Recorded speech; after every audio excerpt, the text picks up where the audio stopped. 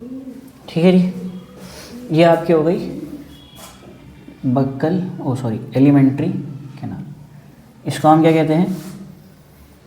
Alimentary canal. देखो अब इसके नाम लिख लो, नेजल कैविटी, इसका नाम होता है बक्कल कैविटी। ये आ गया आपका pharynx, that is लैरिंग्स, what is this? Oesophagus. इसी को हम बोलते हैं फूड पाइप। ये आप क्या आ गया? Diaphragm, that what is this? This is your stomach, यानी कि पेट।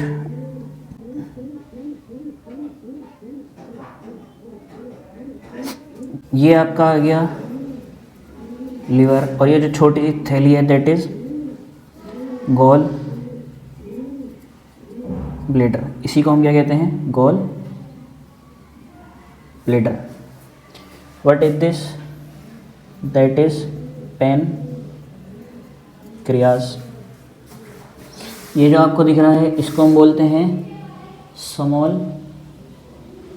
इंटेस्टाइन। ये जो आपको दिख रहा है इसको हम क्या बोलते हैं? Large intestine. ये क्या है आपका? रेक्टम, और सबसे लास्ट में आपका आ गया एनस। ठीक है जी। और ये जो आपको दिख रहा है दैट इज अपेंडिक्स। बनाओ जल्दी से इसे, मैं इतना पानी पीता हूँ, जल्दी से बनाओ इसे।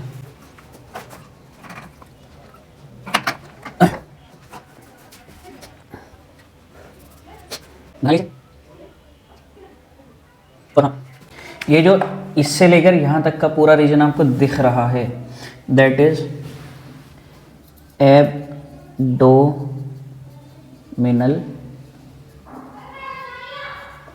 कैविटी। इसी को हम क्या कह देते हैं? Abdominal cavity. यानी कि अगर मैं यहाँ से अपना आपको अलग करूँ और यहाँ तक का टॉर्सो वाला जैसे हम कहते हैं, ये टॉर्सो, इस हिस्से को ही हम क्या कहेंगे? Abdominal cavity. ठीक है, समझ में आ गया? उतारो इसे।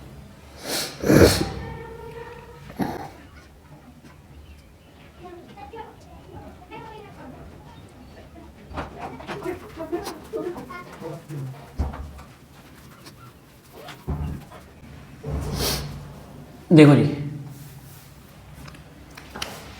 Nutrition in animals. अभी जो हमने डायग्राम बनाया था ये है digestive system. Digestive system of human. इंसानों के अंदर का हमें डाइजेस्टिव सिस्टम पढ़ना। इसके बाद हम पढ़ेंगे डाइजेशन इन अमीबा या न्यूट्रिशन इन अमीबा। ठीक है, अभी हम न्यूट्रिशन पढ़ने हैं इन इंसान, कि इंसान अपनी बॉडी के अंदर न्यूट्रिशन कैसे लेता है। तो सबसे पहले जो हमारा स्टार्ट होता है सिस्टम, वो कहाँ से होता है? बक्कल कैविटी से। डाइजेस्टिव सिस्टम का एक और नाम होता है दैट इज एलिमेंटरी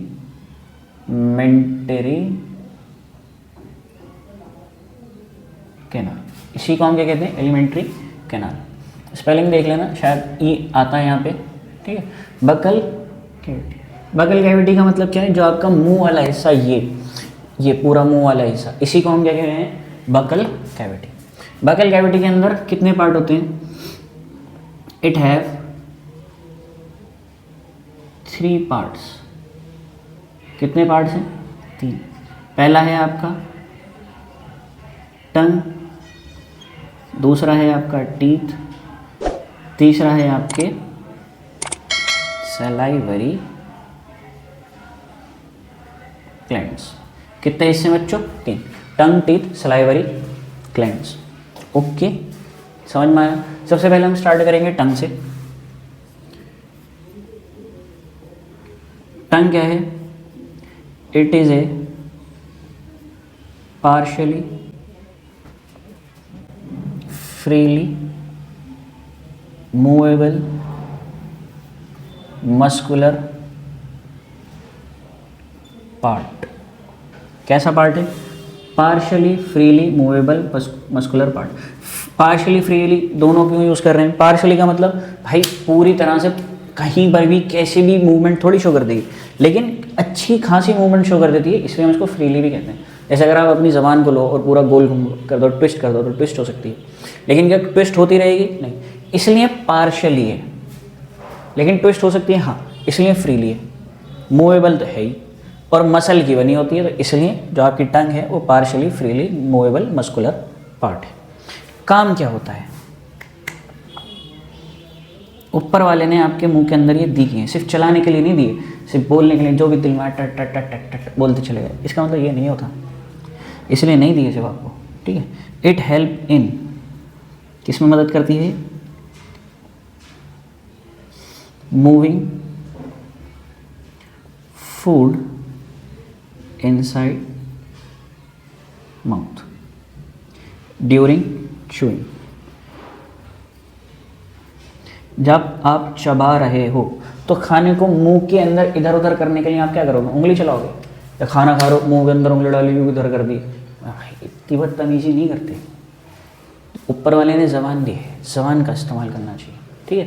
तो आप किसका यूज़ करते हो? टंग का यूज़ करते हो अपने मुंह के अंदर ज़बान से, खाने को मुंह के अंदर ज़बान से इधर उधर करने के लिए, ठीक है जी। It also contain taste buds, साथ ही साथ ये क्या भी कंटेन करते हैं? Taste bud which give us a sense of taste. और ये हमें क्या प्रोवाइड कराते हैं? एक सेंस ऑफ टेस्ट प्रोवाइड कराते हैं। क्या प्रोवाइड कराते हैं बच्चों? Sense of taste. हमें इससे टेस्ट का पता चलता है। अगर ये आपकी टंग है, क्या है? इतनी लंबी जबान, अल्लाह, इतनी लंबी जबान है अगर आपकी, तो इसमें 4 तरह के टेस्ट बर्ड होंगे। एक तो सबसे आगे, दैट इज स्वीट। कैसा टेस्ट देंगे?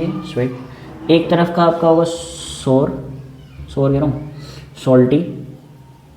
एक तरफ का आपका हो गया, और सबसे पीछे सबसे बुरा, दैट इज बिटर, कड़वा।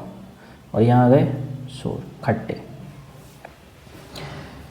अब समझो, अगर आप कोई मीठी चीज़ खा रहे हो तो वो आपके सबसे आगे टेस्ट पे महसूस होगी और उसका टेस्ट सबसे जल्दी फेड हो जाएगा। लेकिन आप कभी कहो करेले कड़वे, तो उसका टेस्ट क्या होगा? आपके हलक के पीछे आके लगेगा, मतलब आपके गले के ज़बान के सबसे पीछे जाके लगेगा, और उसका टेस्ट सबसे ज़्यादा देर तक रहेगा। और ये जो बीच वाला रीजन है, यहाँ हर तरह के टेस्ट बर्ड्स होते हैं। यहाँ तक का समझ में आ गया? चलिए उतार लीजिए, मिटा देंगे वरना। चलिए फिर, अभी जगह है बोर्ड पे आधी खाली, तो हम वहीं स्टार्ट हो जाते हैं। यहाँ तक की बात आपके समझ में आई बच्चों? आगे चलते हैं, टीथ। उसके बाद हम किसकी बात करेंगे? दांतों की। तो जो आपके दांत हैं वो कुछ इस तरह के दिखाई दे, ठीक है बच्चों, कुछ इस तरह दिखाई दे। ये जो आपका ऊपर वाला पोर्शन दिख रहा है, ये जो ऊपर वाला आपको पोर्शन दिख रहा है, दैट इज क्राउन। यहाँ पर कौन होंगे? आपके गम्स होंगे, तो दैट इज नेक। और ये जड़ें हैं, क्या है? दांतों की जड़। तो इनको इंग्लिश में भी क्या कहा जाता है? रूट, ठीक है जी। अगर मैं दांत को ऐसे दांत लूँ और उसको बीच में से ऐसे दांत लूँ और दांत को ऐसे करके बीच में से काट दूँ, तो कुछ अंदर से ये इस तरह का दिखाई देगा, ठीक। और यहाँ यहाँ पर ऐसे होता है, तो कुछ इस तरह से दिखाई देता है। और यहाँ पर आपका लास्ट में होता है नर्व्स और पल्प वाला रीजन। ये तो हार्ड है। सबसे ऊपर क्या आता है आपका? इनेमल। सबसे ऊपर वाला हिस्सा कौन है? इनेमल। ये तो आपके आ गया डेंटाइन, और सबसे अंदर का आ गया पल्प। और ये कौन सा हिस्सा है? नर्व और ब्लड वेसल्स का, ठीक है जी। यहाँ तक का समझ में आ गया। अब जो इसमें आपको पढ़ना है वो उसे पढ़ना है इन सब के अंदर इनेमल। इनेमल जो है made of salts of calcium, calcium के सॉल्ट का बना होता है ये। और कौन से सॉल्ट का? Calcium phosphate and calcium pectate. Calcium phosphate and calcium pectate. कितनी चीज़ों का बना है? कैल्शियम फॉस्फेट और calcium pectate. It is hardest substance in our body. It is hardest substance in our body. हमारी बॉडी के अंदर ये क्या है? हार्डेस्ट सब्सटेंस में आता है। But it can corrode. ये क्या हो सकता है? कोरोड हो सकता है। कोरोड का मतलब सड़ सकता है, गल सकता है। इसीलिए आपके दांतों में क्या पड़ जाते हैं? कीड़े पड़ जाते हैं। तो कीड़े नहीं पड़ते हैं, बेसिकली आपके दांत की जो ऊपर वाली लेयर है वो सड़ने लगती है इन एसिडिक पीएच। और पीएच कैसी हो? Acidic pH. PH, acidic pH का मतलब आप जब खाना खाते हो तो आपके दांतों के बीच में कुछ ना कुछ फूड पार्टिकल फंस जाते हैं। आपके मुंह के अंदर दुनिया भर के बैक्टीरिया हैं। जब वो उस खाने को पाएंगे तो उसको खाना शुरू करेंगे और उसके बदले में आपके मुंह के अंदर क्या बनाना स्टार्ट कर देंगे? एसिड। उस एसिड की वजह से आपकी मुंह के अंदर की पीएच क्या हो जाएगी? Acidic pH. और उसी वजह से दांत क्या होने लगते हैं? सड़ने लगते हैं। इसीलिए आप दांतों को बचाने के लिए क्या करते हो? Tooth brush. और टूथ ब्रश करने के लिए आप क्या यूज़ करते हो? Tooth paste. और उस टूथ पेस्ट के अंदर क्या होता है? बेस। यहाँ तक का समझ में आ गया आपको? There are 4 types of teeth. कितनी तरह के दांत हैं हमारे पास? 4 तरह के। पहला है आपका इन सीजर, कैनाइन, प्रीमोलर, सबसे लास्ट में आते हैं आपके मोलर। ये 4 तरह के आपके दांत होते हैं, इंसीजर, कैनाइन, प्रीमोलर और मोलर। ठीक है। अगर मैं आपका जबड़ा लूँ ऐसे करके दांत लूँ और उसमें सिर्फ इतना हिस्से को ही देखूँ तो किसी भी ऊपर वाली साइड में या नीचे वाली साइड में और आधा ये इधर से इधर तक के दांत देखूँ तो इसमें 2 तो इंसीजर होंगे, एक आपका कैनाइन होगा, 2 प्रीमोलर होंगे और 3 प्रीमोलर होंगे। अब मैं ऐसे मतलब समझो ऐसे ऐसे आधा आधा देख लूँ या ऐसे ऐसे देख लूँ तो एक फॉर्मूला बनता है, इसको हम बोलते हैं डेंटल फॉर्मूला। क्या बोलते हैं बच्चों? डेंटल फॉर्मूला, जो है 2123 अपॉन 2123। और ये होता कैसे? ये अपर और ये वाला किसके लिए होता है? लोअर। लोअर हाफ जो, अपर हाफ जो। आधा जबड़ा ऊपर वाला और आधा जबड़ा नीचे वाला, इन दोनों को मिलाकर ही आपका क्या बनता है? Dental formula. समझ में आया? बताओ। अब जो इंसीजर हैं आपके, इंसीजर का काम क्या होता है? किसी चीज़ को भी पकड़ के काटने का। ये जो आगे के पैने दांत होते हैं ना, कट देने से काटने के लिए होते हैं। कैनाइन का मतलब, कैनाइन का काम क्या होता है? किसी चीज़ को टीयर, फाड़ने का।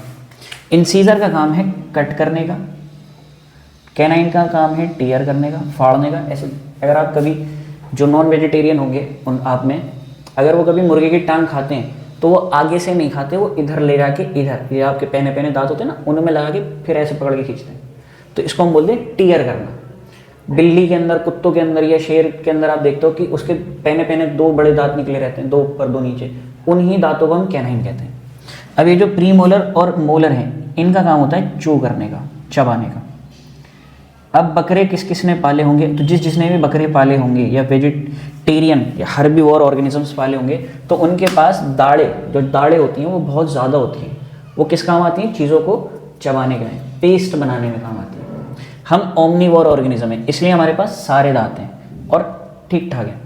उनके पास कैनाइन नहीं होते, जो हर्बीवोर, और जो कार्निवोर होते हैं उनके पास मोलर नहीं होते, क्योंकि उन्हें चबाना नहीं है, उनको बोटी बनानी है और सीधा अपने कहाँ ले लेनी है, पेट के अंदर। समझ में आ गया। जो ओमनीवोर होंगे उनमें ये चारों का सेट होगा। अगर हर्बीवोर की बात करोगे तो उसमें कैनाइन नहीं होंगे, ठीक है, जगह खाली होगी। और जो कार्निवोर होंगे उनमें मोलर्स नहीं होंगे, प्री मोलर होंगे उनके पास। ठीक है जी, मिटा दिया जाए उन्हें। क्या हो गया हमारा बगल कैविटी के अंदर, टंग हो गई, टीथ हो गई। एक आपका रह गया है अभी इसके अंदर सलाइवरी ग्लैंड्स। थर्ड क्या होता है आपका, सलाइवरी ग्लैंड्स। क्या होते हैं salivary glands? They produce and secrete saliva. Salivary glands का काम क्या है, प्रोड्यूस करने का और सिक्रेट करने का। किसको, सलाइवा को। इसके साथ साथ सलाइवा का काम क्या होता है, सलाइवा का काम होता है हेल्प इन मॉइस्टिंग फूड। ये खाने को क्या करने में मदद करते हैं हमारे, मॉइस्ट करने में एंड चू करने में। अगर खाना मॉइस्ट होगा तो चू करने में आपके लिए क्या होगा, आसान होगा। अगर आपका फूड है उसको आपने क्या कर रखा है, चू कर रखा है, और उसको किसके साथ मिला दिया है, सलाइवा के साथ, तो अब उसको हम क्या कहेंगे, बोलस। आगे चलो, जहाँ तक कि आपके दिमाग में बैठी, चलिए आगे चलते हैं।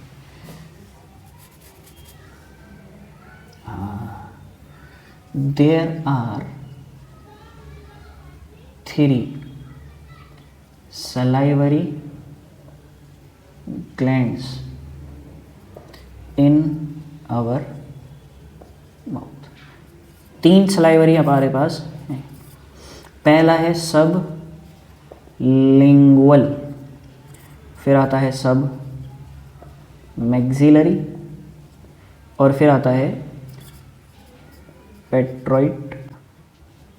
देखो, सब लिंगुअल जबान है, आपकी जो टंग है, टंग के जस्ट नीचे इधर की तरफ, ये ठीक है। आप इसको ऐसे महसूस कर सकते हो, आप अपनी टंग लो और इधर वाली जो दाढ़ें हैं उनसे लगाओ, लगा ली। अब उसको हल्के हल्के स्लाइड करते हुए नीचे लेके आओ, आपको कुछ महसूस हो रहा उठाओ, दैट इज सब लिंगुअल ग्लैंड। ठीक है, ये कहाँ होता है, प्रेजेंट बीनीथ द टंग। कहाँ होता है बच्चों, ये जबान के नीचे, सब मैक्सिलरी। अब इसको कैसे महसूस करोगे, एक इधर होता है सब लिंगुअल और एक इधर होता है। आप इधर वाली दाढ़ से अपने जबान को लगा के नीचे लेकर आओगे तो इधर महसूस होगा, इधर वाली दाढ़ से लगा कर लेकर नीचे आओगे तो इधर भी महसूस होगा। तो इधर होता है ऐसे, एक इधर और एक। अब आपको फील करना है सब मैक्सिलरी। आपके नीचे वाले जो 2 दांत हैं सामने, बिल्कुल फ्रंट पे सामने वाली, ये उस पर जीभ लगाओ, लगा ली। अब उसको नीचे लेकर आओ धीरे धीरे करके, हुआ फिर से कुछ महसूस, हाँ, दैट इज सब मैक्सिलरी ग्लैंड। इसी को ही क्या कहते हैं हम। और पेट्रोइड क्या होता है, नियर ईयर, कान के पास होता है। कहाँ होता है, कान के पास। ये आपको कान दिख रहा है इधर की तरफ, ये। अब ये वैसे तो महसूस नहीं हो सकता, लेकिन आप इसे फील कर सकते हो, सलाइवा आता हो। आप अपना मुंह बंद करो और सलाइवा लो, तो यहाँ इधर की तरफ से सलाइवा आता हुआ आपको महसूस होगा मुंह के अंदर, इधर जहाँ पर आपकी दोनों जॉज मिल रही होंगी, और ये मसल, ये वाली मसल, ये इधर से जा रही होगी, उधर ही की तरफ आपको सलाइवा आता हुआ महसूस होगा। उसी को हम बोलते हैं पेट्रोइड ग्लैंड। अब जो आपका सलाइवा है ना, सलाइवा कंटेन क्या करता है, 95% तो water, some ions, waste and enzyme. इसके अलावा और बहुत सी चीज़ करता है। अब ये जो एंजाइम है ये इंपॉर्टेंट है। एंजाइम का नाम सलाइवरी अमाइलेज। नाम क्या है? Salivary amylase. ये करता क्या है? डाइजेस्ट करता है कार्बोहाइड्रेट को in our mouth up to 30%। या आप सीधा सीधा भी कह सकते हो, इसका काम क्या है? कार्बोहाइड्रेट को डाइजेस्ट करना हमारे मुंह के अंदर। नाम क्या है इस एंजाइम का? Salivary amylase. जहाँ तक की बात समझ में आ गई? चलिए आगे चलें फिर। अब आता है फेरिंग्स, फिर आएगा लैरिंग्स, फिर आएगा एपिग्लोटिस। देखो फेरिंग्स क्या है? कॉमन पैसेज है। ये क्या है? Common passage where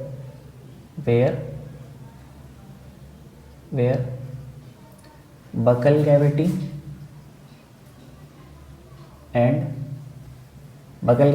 and nasal cavity meets. Pharynx वो जगह है जहां पर बकल कैविटी और नेजल कैविटी दोनों आपस में आके मिल जाती है। फिर लैरिंग्स क्या होगा? It is also called voice box. इसको हम किसके नाम से भी जानते हैं? वॉइस बॉक्सेस जानते हैं। And it is opening of food pipe. It is opening of food pipe called glottis. ठीक है। अ cartilaginous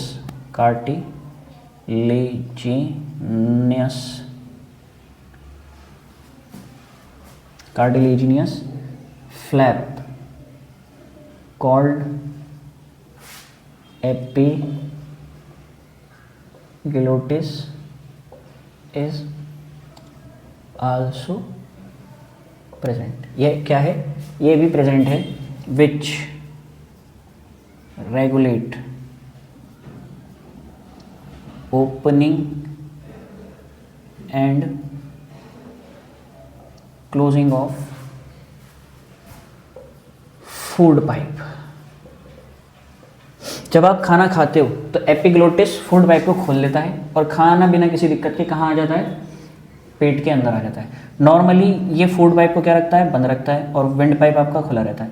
जब आप खाना खाते हो तो ये फ्लैप उठ के किस पे आ जाता है? विंड पाइप पे, ट्रैकिया पे, और खाना बिना किसी दिक्कत के पेट के अंदर चला जाता है। इसीलिए कहा जाता है कि खाना खाते वक्त बात नहीं करना चाहिए, क्योंकि ये कंफ्यूज हो जाता है कि कब किसे खोलना है। और अगर ये गलती से किस पे खुल जाए? विंड पाइप पे खुल जाए और आप खाना अंदर ले रहे हो तो खाना पेट में जाने की जगह कहाँ चले जाएगा? फेफड़ों में, और आपकी मौत हो सकती है। वो आपका आखिरी खाना भी बन सकता है। इसके बाद आता है आपका फूड पाइप, यानी कि ओसोफेगस। इसका एक और नाम होता है, दैट इज फूड पाइप। इसको हम क्या भी कहते हैं? फूड पाइप भी कहते हैं। समझ में आया? देखो फूड पाइप क्या है? It is a long muscular tube कह लो या पाइप कह लो, विच कनेक्टेड टू स्टमक, जो किससे जुड़ी हुई है? पेट से जुड़ी हुई है। And deliver bolus from buccal cavity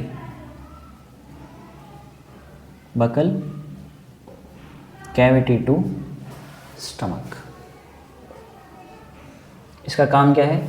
buccal cavity से खाने को लेना और स्टमक तक पहुंचा देना। देयर इज नो डाइजेशन अकर। इसमें किसी भी तरह का डाइजेशन और एब्जॉर्प्शन नहीं होता। ठीक है। It transfer food by peristaltic movement. ये खाने को किसकी मदद से पहुंचाता है? पेरिस्टॉल्टिक मूवमेंट। इस मूवमेंट की खास बात क्या होती है बच्चों? अगर आप उल्टे भी हो, यानी कि मैंने आपको उल्टा कर दिया, पैर ऊपर कर दिए और आपका सर कहाँ है? नीचे, और किसी तरह से मैंने आपके गले से खाना नीचे उतार दिया, तो वो सीधा जाके कहाँ रुकेगा? पेट में। देखो पेरिस्टॉल्टिक मूवमेंट दिखती कैसी है?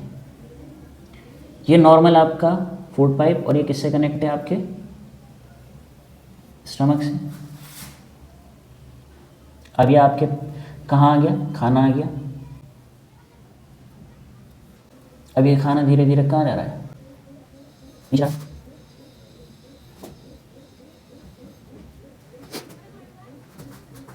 यहाँ पर हो क्या रहा है? खाना धीरे धीरे करके आराम आराम से, अब जब भी तुम नॉर्मली खाना खाते हो तो क्या होता है? तुमने खाना खाया तो ऐसे पेट में गिरने के बाद थोड़ी देर धुम होता, कभी ऐसा? कभी भी नहीं होता। क्यों नहीं होता? क्योंकि जो पेरिस्टॉल्टिक मूवमेंट है ये खाने को होल्ड करके आराम आराम से नीचे उतारती है। क्या करती है? होल्ड कर लेती है और खाने को आराम आराम से नीचे उतार देती है, जिसकी वजह से खाना आराम से पेट के अंदर पहुंच जाता है। पेरिस्टॉल्टिक मूवमेंट होती क्या है? Continuous contraction and relaxation of muscles is called peristaltic movement। इसी को आप क्या कहते हो? पेरिस्टॉल्टिक मूवमेंट। अब देखो, ये जब तक आप देखोगे नहीं ये समझ में आएगा नहीं। पेरिस्टॉल्टिक मूवमेंट कैसी है? ऐसे अगर मैं अपने दोनों हाथ जोड़ दूँ ये, तो अगर ये एक रिंग के आप हिसाब से मान लो, ऐसे करके ऐसे करके, तो इधर से क्या हुआ? ये उंगली खुली, ये बाकी फिंगर्स नहीं खुली मेरी। अब ये जब कॉन्ट्रैक्ट करेगी तो अगली फिंगर्स उड़ देंगी, ऐसे करके, ऐसे ऐसे करके। समझ में आ रहा है? जैसे कि वेव जा रही हो कोई, ऐसे करके। तो यहाँ पर क्या होगा? खाना आपका इधर है, जब ये उठेगा तो खाना इधर आएगा, जब ये कॉन्ट्रैक्ट करेगा तो खाना उससे आगे की तरफ जाएगा, फिर ये खुल जाएगा, जिससे स्पेस बनेगा आगे और खाना यहाँ पर आगे रुक जाएगा। जब ये कॉन्ट्रैक्ट करेगा तो खाना आगे ऐसे आ जाएगा, फिर जब ये कॉन्ट्रैक्ट करेगा तो ये खुल जाएगा, जब ये कॉन्ट्रैक्ट करेगा तो ये खुल जाएगा, ऐसे करके। और ये कंटिन्यूअस ऐसे करके चलता रहता है स्मूथली, जिसकी वजह से खाना मुंह से होता हुआ बिना किसी दिक्कत के पेट के अंदर पहुंच जाएगा। अब बच्चों ये बताओ, क्या आपको यहां तक का समझ में आया? समझ में आया? चलिए अब हम चलते हैं स्टमक की तरफ।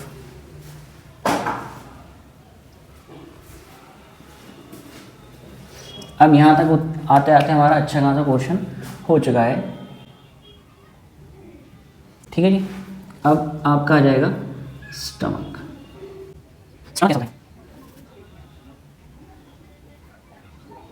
ठीक है जी, ये आपका स्टमक हो गया। It is a J shaped muscular bag. Stomach क्या है? एक जे शेप मस्कुलर बैग है, which store food up to 4 to 5 hours. 4 से 5 घंटे तक जो खाना अपने अंदर स्टोर कर सकता है, ठीक है जी। अब जो आपका स्टमक है, स्टमक जो है हैव 3 टाइप्स ऑफ सेल्स। पहला सेल है आपका गोलबैट सेल्स, दूसरा है आपका ऑक्जेंटिक सेल, और तीसरा है आपका पेप्टिक सेल्स। तीसरा कौन सा है? Peptic cells. गोलबैट सेल्स क्या प्रोड्यूस करते हैं? म्यूकस। क्या प्रोड्यूस करते हैं ये? म्यूकस। ये क्या करता है? प्रोटेक्ट करता है स्टमक को फ्रॉम एसिड। आपके पेट के अंदर एक एसिड रहता है हमेशा, उस एसिड से ही कौन बचाता है? म्यूकस। और इस म्यूकस को कंटिन्यूस कौन बनाता रहता है? गोलब्लैडर सेल्स। फिर ऑक्जेंटिक सेल किसे बनाते हैं? HCl। यही वो एसिड है, इसका नाम क्या होता है? Hydrochloric acid. ये एसिड इतना खतरनाक है, अगर मैं इसको आपके हाथ के ऊपर गिरा दूं, कंसनट्रेट एसिड को आपके हाथ के ऊपर गिरा दूं, तो ये आपके हाथ के आर पार भी हो सकता है। इसका काम क्या है? किल करना बैक्टीरिया को। जो कोई भी बाहर से खाने के साथ खराब चीज़, गंदी चीज़ जो आपको बीमार कर सकती है वो आ रही है, HCl का काम है उन्हें मार देना। And active pepsinogen into pepsin. Inactive enzyme से इनएक्टिव से क्या करना? एक्टिव। अब जो आपके पेप्टिक सेल्स हैं, कौन से सेल्स हैं बच्चों? पेप्टिक सेल्स क्या करते हैं? ये प्रोड्यूस करते हैं एंजाइम। कौन सा एंजाइम प्रोड्यूस करते हैं? पेप्सिनोजन। अब पेप्सिनोजन तो इनएक्टिव है क्योंकि नोजन है, कोई काम ये कर नहीं सकते। तो होता क्या है? और ये पहले क्या होंगे? एक्टिव होंगे। ये पेप्सिनोजन से HCl से मिलकर क्या बनाएंगे? पेप्सिन। और यही पेप्सिन क्या करेगा? डाइजेस्ट करेगा प्रोटीन। यही क्या चीज़ करेगी? डाइजेस्ट करेगी किसको? प्रोटीन को। ठीक। इसी वजह से जब आप कोई प्रोटीन वाली चीज़ यानी कि अंडा वगैरह खाते हो तो थोड़ी देर बाद ही आपका पेट खाली खाली सा फील होने लगता है। इसीलिए फील होता है क्योंकि वो सारा का सारा पेट में ही डाइजेस्ट हो चुका है, आपके इंटेस्टाइन के अंदर कुछ भी नहीं गया है, जिसकी वजह से बॉडी को लगेगा कि मैंने कुछ खाया ही नहीं। समझ में आ गया? ये कहानी हुई किसकी? स्टमक की। अब स्टमक के बाद आपका आता है लीवर। अब आएगा आपका लीवर। जो आपका लीवर है वो कुछ किस तरह दिखाई देता है? एक तो डक्ट इसमें से आएगी, एक पाइप इसमें से आएगा और एक पाइप आएगा।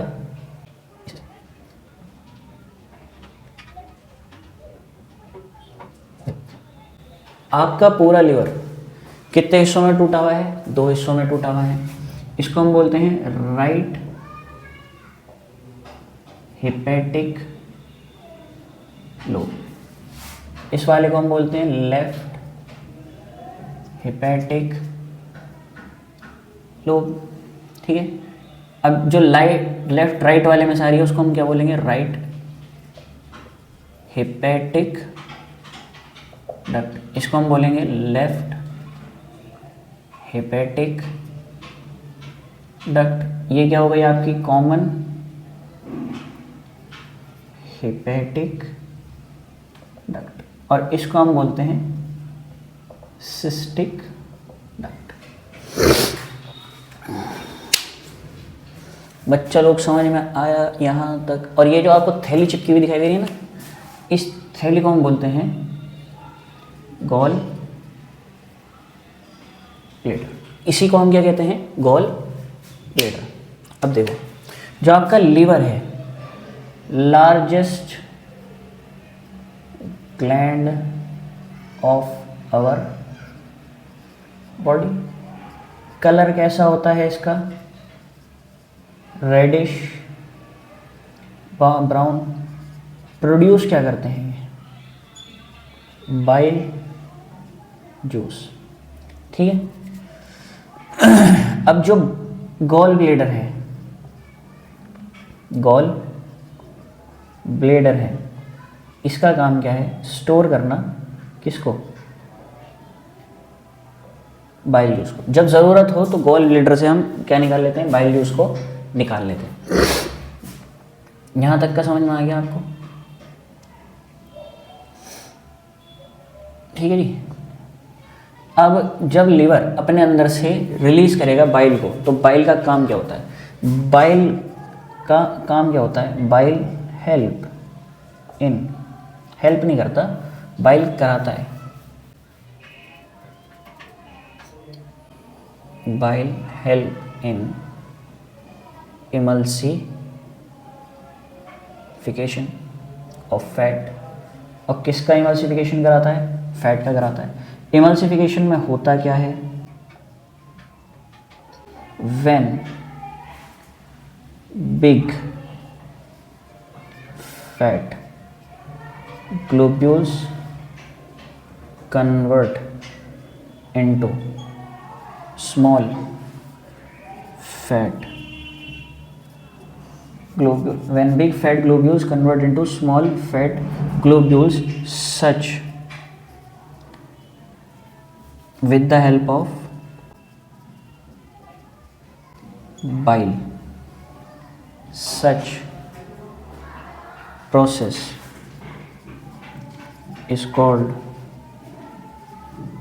emulsification. ये आपकी एक बड़ी बॉल है, किसकी? फैट की। ठीक है, जब इस पे कौन आके चिपकेगा? बाइल। तो ये क्या होगा? ऐसे ऐसे करके छोटी छोटी फैट की बॉल्स में टूट जाएगी।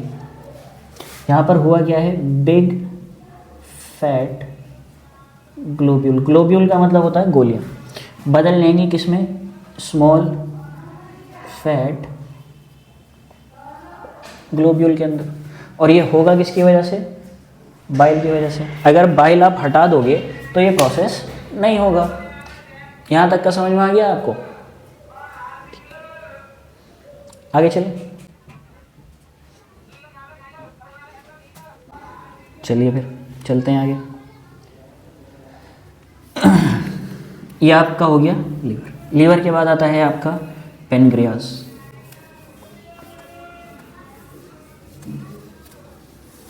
लीवर के बाद क्या आता है आपका? पेनक्रियास। लीवर के बाद क्या आता है बच्चों? पेनक्रियास। पेनक्रियास की स्ट्रक्चर कैसी होती है? कुछ इस तरह से स्ट्रक्चर होती है। ठीक है, और ये जो आपको बीच में दिख रहा है इसको हम बोलते हैं पेनक्रिएटिक डक्ट। अब होता क्या है? ये जो कॉमन हिपैटिक डक्ट है ये भी इसमें आके जुड़ जाती है। ये जो कॉमन हिपैटिक डक्ट है, कॉमन हिपैटिक डक्ट, जब ये पेनक्रिएटिक डक्ट से आकर मिलेगी तो इसके आगे वाला जो हिस्सा होगा ये, इसको हम बोलेंगे हिपैटो पेनक्रिएटिक डक्ट। और ये किस में खुलती है? Small intestine. ये क्या है आपका? Small intestine. समझ में आ गया बच्चों? चलिए आगे चलें फिर। अब जो आपका पेनक्रियाज है, पेनक्रियाज क्या करता है?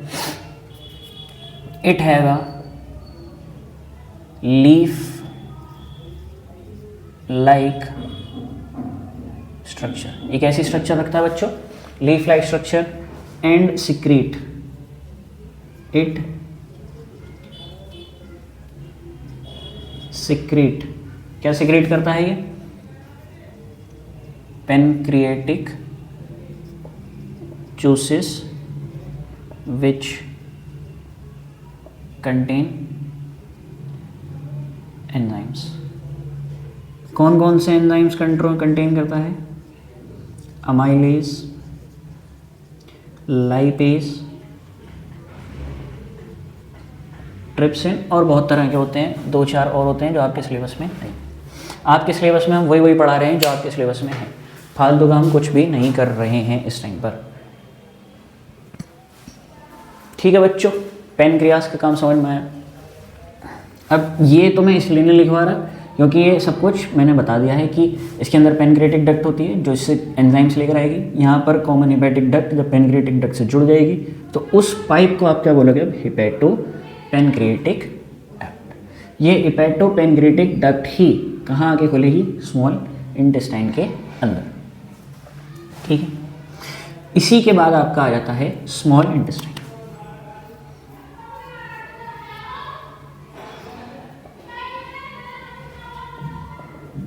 स्मॉल इंटेस्टाइन, स्मॉल इंटेस्टाइन की जो लेंथ होती है, लंबाई है, वो करीब 6 मीटर या 20 फीट के करीब होती है। तो ये छोटी तो कहीं से कहीं तक नहीं लग रही, तो इसका नाम छोटा या स्मॉल इंटेस्टाइन क्यों रखा है? देखो, it is called small intestine due to its small lumen. इसको स्मॉल इंटेस्टाइन क्यों कहा जाता है? क्योंकि इसका जो ल्यूमन है, ल्यूमन समझो पहले क्या होता है।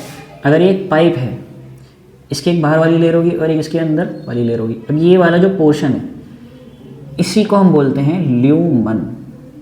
तो इनका जो ये ल्यूमन होता है ना, ये लार्ज इंटेस्टाइन के मुकाबले छोटा होता है, इसलिए इसको हम स्मॉल इंटेस्टाइन के नाम से जानते हैं, ठीक है। It is also divided into 3 parts. पहला आता है आपका डेड्यूनम, दूसरा आता है आपका जेजुनम, तीसरा आता है आपका इलियम। देखो, स्मॉल इंटेस्टाइन की लेंथ 6 मीटर या 20 फीट। स्मॉल इंटेस्टाइन को स्मॉल क्यों कहा जाता है? क्योंकि इसका जो ल्यूमन है वो छोटा है, और इसको डिवाइड करा है हमने बेसिकली 3 पार्ट में, डेड्यूनम, जेजुनम और इलियम। ओके, चलिए फिर आगे चलते हैं।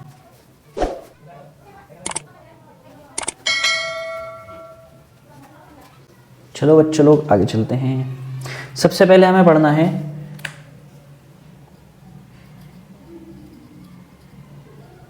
डेड्यूनम के बारे में, ठीक है। It is U shaped. कैसी शेप रखता है ये? अपनी यू शेप्ड रखता है, चाहे कैसे ही हो, हमेशा ये कैसी शेप रखता है? यू शेप, ऐसे, ठीक है जी। It is the site where all secretion of liver and pancreas receipt and main site of digestion. देखो, अभी इससे पहले आपने डाइजेशन पढ़ा किसके अंदर? स्टमक के अंदर, कि वहाँ प्रोटीन डाइजेस्ट हो जाता है। दूसरा आपने पढ़ा मुंह के अंदर, कि मुंह के अंदर, माउथ के अंदर सलाइवा होता है, उसके अंदर एक एंजाइम है सलाइवरी अमाइलेज, जो कार्बोहाइड्रेट को वहीं पर ही डाइजेस्ट कर देता है। लेकिन जो स्मॉल इंटेस्टाइन का डेड्यूनम वाला पोर्शन है, यहाँ पर सब डाइजेस्ट होगा, ठीक है जी। मेन साइट है किसकी? डाइजेशन की। यहाँ पर होता क्या है? जो डाइजेशन, यहाँ पर होता क्या है? डाइजेशन होता है किस किस चीज़ का? कार्बोहाइड्रेट का, फैट का और प्रोटीन का। जो कार्बोहाइड्रेट है, क्या है? कार्बोहाइड्रेट, वो अमाइलेज की प्रेजेंस में आकर क्या बनेगा? ग्लूकोज या फ्रक्टोज। क्या बनाएगा? ग्लूकोज या फ्रक्टोज। सेकंड, जो आपका प्रोटीन है वो किसकी प्रेजेंस में आएगा? ट्रिप्सिन। जो ट्रिप्सिन है वो किसको डाइजेस्ट करेगा? प्रोटीन को इन अमीनो एसिड। लास्ट में आता है आपका फैट। तो पहले तो इस पे कौन काम करेगा? बाइल। फिर ये बन जाएगा इमल्सिफाइड फैट। इसका फिर काम करेगा लाइपेज। जो लाइपेज है, लाइपेज इसको बदलेगा ग्लिसरॉल प्लस फैटी एसिड। यहां तक समझ में आया आपको? जो आपकी बॉडी में फैट आएगा पहले उस पर बाइल काम करेगा, उसके बाद वो इमल्सिफाइड फैट बनेगा, फिर लाइपेज काम करेगा, फिर ग्लिसरॉल, और लास्ट में कौन आएगा आपका fatty acid. This is the main site of digestion. Digestion आपका कुछ इस तरह से होता है। डेडोनम समझ में आ गया। डेडोनम के बाद आता है आपका जेजुनम। जेजुनम का कोई काम नहीं होता, ये ट्रांसफर करता है डाइजेस्टेड फूड टू इलियम। किसको ट्रांसफर कर देता है फूड? इलियम को। इसके बाद कौन आएगा आपका इलियम। अब इलियम जो है लॉन्गेस्ट पार्ट है किस चीज़ का? स्मॉल इंटेस्टाइन का। किसका सबसे लंबा पार्ट है? स्मॉल इंटेस्टाइन का सबसे लंबा पार्ट है, ठीक है। It is the main site of absorption of digested food. ये क्या करेगा? डाइजेस्टेड फूड का मैक्सिमम एब्जॉर्प्शन यहीं पर ही हो जाता है। सारा एब्जॉर्प्शन ज़्यादातर यहीं हो जाता है और कहीं पर नहीं होता। Surface area of absorption is increased by villi. Villi किस बला का नाम होता है बच्चों? विलाई कहते हैं finger like projection in small intestine which increase the surface area of absorption। Absorption का क्या क्या बढ़ा देते हैं? ये सरफेस एरिया बढ़ा देते हैं। अब मुझे एक बात बताओ, अगर एक लाइन ऐसे, अगर एक लाइन ये है और एक लाइन ये है, तो इन दोनों में से लंबा कौन होगा? ये वाली लाइन ज़्यादा लंबी होगी, ये वाली छोटी होगी। क्यों? क्योंकि ये ज़्यादा ऊपर नीचे हो रही है और ये बिल्कुल सीधी जा रही है। तो सरफेस एरिया भी ज़्यादा किसका होगा? इसी का ही होगा, ना कि इसका। और इंटेस्टाइन में जो स्ट्रक्चर है वो कुछ इसी तरह से दिखाई देती है। इसी वजह से विलाई की वजह से जो एब्जॉर्प्शन है वो ज़्यादा होगा, क्योंकि खाना ज़्यादा डिस्टेंस ट्रेवल करेगा। यहाँ से लगता कर चल कर ऐसे ऐसे ऐसे ऐसे चलेगा, पूरा ऊपर नीचे जाकर, जिसकी वजह से वो ज़्यादा देर तक, सॉरी कम टाइम में ज़्यादा डिस्टेंस ट्रैवल करेगा और ज़्यादा से ज़्यादा हम उसका एब्जॉर्प्शन कर पाएंगे। ठीक है जी, समझ में आया? अब विलाई का डायग्राम देख लो, कुछ इस तरह से होता है। इसके अंदर ब्लड वेसल्स होती हैं और एक और होती है जिसको हम बोलते हैं लिम्फ। एक तो ब्लड वेसल होती है और दूसरी किसकी वेसल होती है? ये किसकी स्ट्रक्चर है? विलाई की। ये जो बाहर है ये क्या है? आपकी ब्लड वेसल कह लो, छोटी है इसलिए हम इसको कैपिलरी भी कहते हैं। सबसे अंदर कौन है? Lymphatic vessel. होता क्या है, जैसे ही ग्लूकोज का मॉलिक्यूल, कौन? ग्लूकोज का मॉलिक्यूल इसके पास पहुंचेगा, ये सीधा ब्लड में घुसेगा और बॉडी के अंदर आ जाएगा। इसके बाद अगर अमीनो एसिड हो उसका है तो वो भी ऐसे अंदर घुस जाएगा, ठीक है। लेकिन जो आपका फैट आएगा, फैट या फैट ही कह लो, जो आपका फैट है वो सीधा ब्लड में ना जाके पहले जाएगा लिम्फ में, यानी कि इसमें, फिर वो जाएगा ब्लड में। बस इतना अभी आप ध्यान रखो, इसके अलावा कुछ और ध्यान रखने की ज़रूरत नहीं। अब लास्ट के कुछ टॉपिक हमारे रह गए हैं, वो हम कर लेते हैं, फिर हम चलेंगे आगे। मिटा दिया जाए इसे, चलिए। अब देखो यहाँ तक आते आते आपका कौन क्या हो चुका है? मैक्सिमम एब्जॉर्प्शन, मैक्सिमम डाइजेशन हो चुका है। अब कौन बचता है आपका? Large intestine. इसके बाद कौन आता है आपका? Large intestine. Large intestine it is called large due to its large lumen. Large intestine को लार्ज क्यों कहा जाता है? क्योंकि इसका ल्यूमेन जो है वो स्मॉल इंटेस्टाइन के मुकाबले ज़्यादा बड़ा होता है। But it does not any significant role in digestion of food and absorption of food.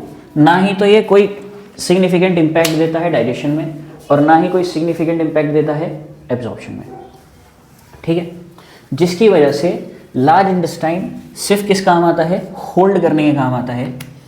It hold undigested food. ये क्या करता है, अनडाइजेस्टेड फूड को होल्ड कर लेता है एंड एब्जॉर्ब भी करता है very little amount of water. It is also home of multiple types of good bacteria. ये बहुत सारे बैक्टीरिया के लिए एक बहुत अच्छा घर है और वो बैक्टीरिया हमारे लिए क्या है, फ़ायदेमंद है। जो चीज़ हम डाइजेस्ट खुद से नहीं कर सकते या जो चीज़ हम खुद से नहीं बना सकते, तो उस जगह पर या उस टाइम पर ये बैक्टीरिया ही हमारी हेल्प करते हैं। अब एक रह गया आपका रेक्टम। रेक्टम क्या कर रहा है, होल्ड कर रहा है अनडाइजेस्टेड फूड को until we have urge। जब तक हमें क्या नहीं हो रही, अर्ज नहीं हुई ऑफ एक्सक्रीशन। क्या करने के लिए, एक्सक्रीशन। अब ये जो अनडाइजेस्टेड फूड है इसका एक और नाम होता है, दैट इज फीकल मैटर। ये जो अनडाइजेस्टेड फूड हम बार बार कह रहे हैं, डाइजेस्टेड फूड, इसको हम फीकल मैटर भी कहते हैं या फीसीज भी कहते हैं, ठीक है। एनस क्या है, एनस वो जगह है, आप कह सकते हो opening of alimentary canal. Alimentary canal की ओपनिंग है from where faecal matter is expelled out। जहाँ से फीकल मैटर क्या हो जाता है, बॉडी से बाहर हो जाता है, ठीक है बच्चों। यहाँ तक का समझ में आ गया। अब ये हमने कर लिया है डाइजेशन ऑफ इंसान। इंसान का डाइजेशन यहाँ तक आते आते आपका पूरा हो चुका है। अब न्यूट्रिशन में सिर्फ आपका एक टॉपिक रह गया है, न्यूट्रिशन इन अमीबा, ठीक है। चलो यहाँ कर लेते हैं, वहाँ तो भी आप उतार रहे होगे। और इसके साथ आपका लाइफ प्रोसेस में जो मेजर पार्ट है, एक बहुत इंपॉर्टेंट टॉपिक्स, वो हो जाएंगे सारे।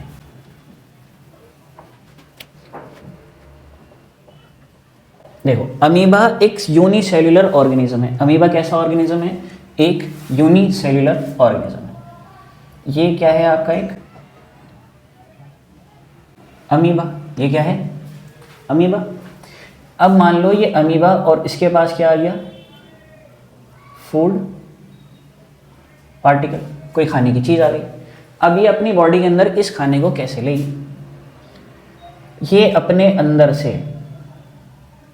इसकी तरफ दो नकली हाथ जैसे दिखने वाली स्ट्रक्चर्स को आगे बढ़ाएगी, ये फूड पार्टिकल, और इनको हम बोलेंगे सूडोपोडिया। क्या कहेंगे, सूडोपोडिया। अब इसमें दो वर्ड हैं, एक तो सूडो और दूसरा है पोडिया। तो बच्चों देखो, इसमें दो वर्ड हैं, एक सूडो और दूसरा वर्ड है पोडिया। तो पहले हम समझेंगे सूडो का मतलब। सूडो का मतलब होता है फॉल्स। सूडो का मतलब क्या होता है, फॉल्स। और पोडिया का मतलब होता है फीट। तो ये हाथ जैसे दिखने वाली स्ट्रक्चर्स हैं, हाथ नहीं है, इसलिए हम इसको सूडोपोडिया के नाम से जानते हैं।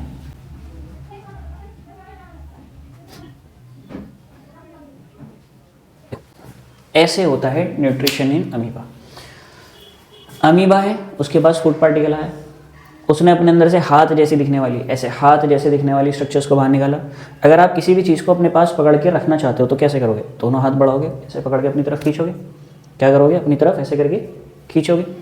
वैसे ही इसने करा है, इसने दोनों तरफ से अपने सूडोपोडिया बढ़ाए, इसको पूरी तरह से ट्रैप कर लिया और अब अपनी बॉडी के अंदर इंगल्फ कर लिया। क्या कर लिया? इंगल्फ। क्या कर लिया? Engulf food particle. और अब ये किसके अंदर आ गया है? बॉडी के अंदर आ गया है, जहां डाइजेशन होगा। ठीक है, इस वाले पोर्शन को मिटा दिया है ताकि मैं इस डायग्राम के कुछ पॉइंट्स लिख दूं। उतार लिया बच्चों यहाँ का सारा? चलो कोई नहीं, स्टॉप करके आप उतार लीजिएगा। अभी हम इसे मिटा देते हैं जल्दी से।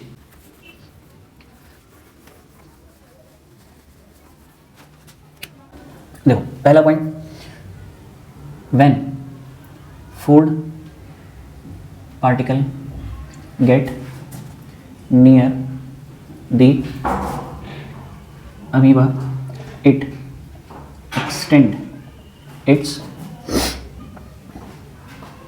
सूडोपोडिया, यानी कि सूडो का मतलब क्या हो गया बच्चों? फॉल्स, और पोडिया का मतलब क्या हो जाएगा? फीट। ठीक है, pseudopodia, pseudopodia.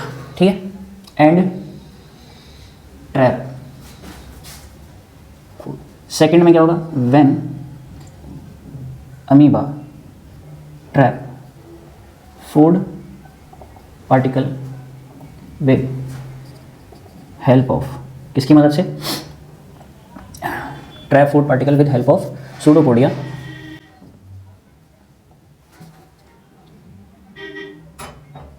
And it will engulf food inside its body, और वो अपनी बॉडी के अंदर उसे क्या कर लेगा? इनगल्फ। और थर्ड आता है आपका when food gate engulf in amoeba. जब फूड इंगल्फ हो जाएगा अमीबा के अंदर तो digestion will start with the help of